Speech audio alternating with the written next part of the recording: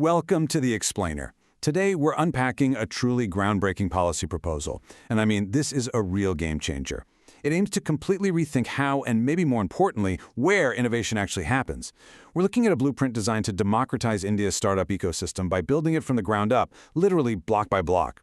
It's the framework for block-level startup parks, or BLSPs. So if you've ever wondered how we tap in all that genius residing way outside the massive metropolitan bubbles, well, you're in exactly the right place. 65%. I want you to just think about that number for a second. Currently, 65% of India's working-age population lives in districts, blocks, and smaller towns that completely lack any accessible startup infrastructure. Over half the country's potential workforce has the ideas, the drive, the ambition, but practically zero structural support to turn those ideas into viable businesses. It's this massive geography of missed potential. And really, it's exactly what the BLSP policy proposal is trying to fix. Okay, let's dive into this blueprint. Here is our agenda for today. 1. The geography of missed potential. 2. The 4 pillars of BLSP. 3. Inside the startup campus. 4. The deferred monetization model. And 5. The 3-phase national roadmap. Let's get into it. Section 1. The geography of missed potential. To really understand the solution here, we first have to recognize the stark contrast between the hyper-concentration of startups in a few major cities and the vast, often wasted potential of rural and semi-urban entrepreneurs. Because right now, if you say the word startup in India, you're almost certainly talking about one of 5 places: Bengaluru, Mumbai, Delhi NCR, Hyderabad, or Pune. Now, don't get me wrong, these metropolitan centers are incredible engines of growth, but they swallow the overwhelming majority of venture capital, the mentorship networks, and the technical talent pools. It creates a deeply unbalanced innovation economy. The infrastructure simply doesn't exist outside these bubbles to convert local talent into real ventures. And because that infrastructure doesn't exist, first-generation founders from semi-urban or rural areas just hit this massive wall of structural barriers. We're not just talking about a lack of funding here. There's absolutely no affordable, dedicated workspace. There are no residential facilities, which means moving to a big city comes with these crazy, prohibitive relocation costs. There's no peer network or institutional support for building a prototype. And perhaps worst of all, there's this crushing, immediate financial pressure that absolutely precludes any deep technological experimentation. These barriers literally kill innovative ventures before they even have a chance to start. Section 2. The 4 pillars of BLSP. So the proposal shifts from that huge problem to a macro solution.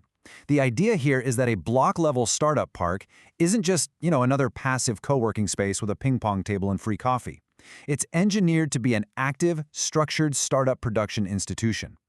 The whole model rests on 4 mutually reinforcing pillars designed to pull power away from those massive metropolitan centers. First, you've got government-provided land on a 99-year institutional lease. That provides long-term certainty. Second, public sector bank or PSU-backed infrastructure funding, which leverages their mandate for regional development. Third, the physical integration of workspace and residential facilities. And fourth, actually, scratch that, this one is the absolute game changer: a deferred, success-triggered monetization model with zero upfront commercial rent. Section 3. Inside the startup campus. Let's take a quick virtual walking tour to see how this builds out in reality.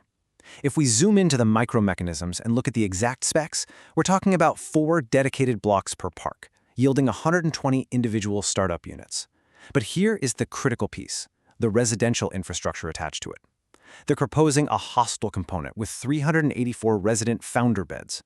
By building 2 sharing rooms right next to the workspaces, this model entirely erases the prohibitive relocation costs and commuting friction that lock rural founders out of the ecosystem in the first place.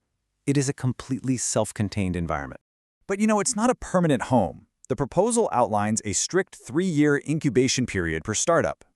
Now, this isn't meant to be punitive at all. 3 years is carefully calibrated to cover the really critical early phases of a venture, from prototype and breakthrough experimentation all the way to early commercialization and team building.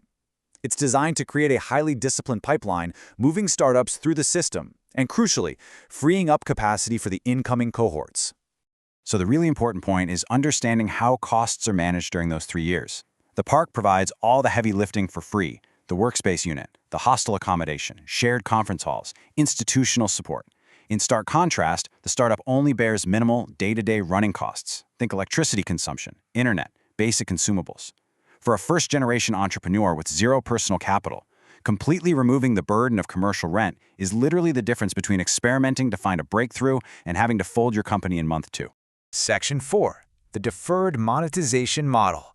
This is the financial keystone of the entire proposal.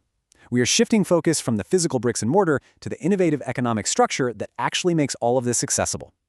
Because the park removes upfront rent, it obviously has to recoup costs eventually to remain sustainable, right? It does this through what the proposal calls success triggers. The startup faces absolutely zero payment obligations until one of 4 things happens.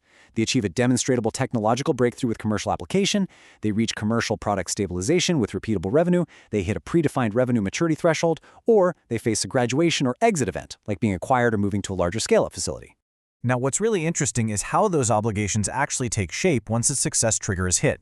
The park management can structure its claims in a few ways, through deferred rent payable post-revenue, taking a percentage revenue share, grabbing a small equity stake, or structuring milestone repayments.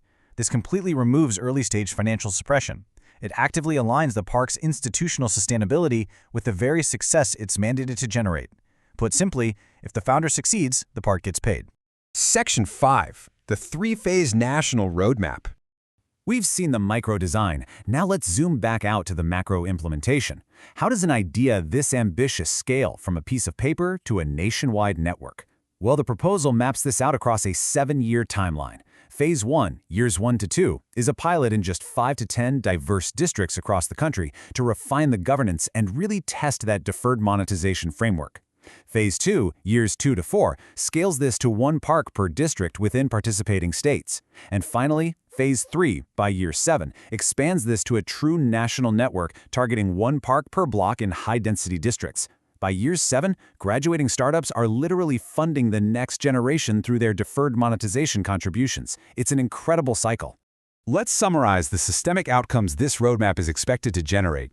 Economically, we are looking at localized startup creation and regional employment way beyond the metros. Socially, it provides a genuinely affordable pathway to entrepreneurship, actively including rural and semi-urban founders while reducing the intense migration pressure on big cities. And institutionally, it builds measurable, distributed innovation capacity backed by PSU banks and 99-year government land leases. It essentially treats startups not as lucky accidents, but as economic products that can be systematically nurtured anywhere.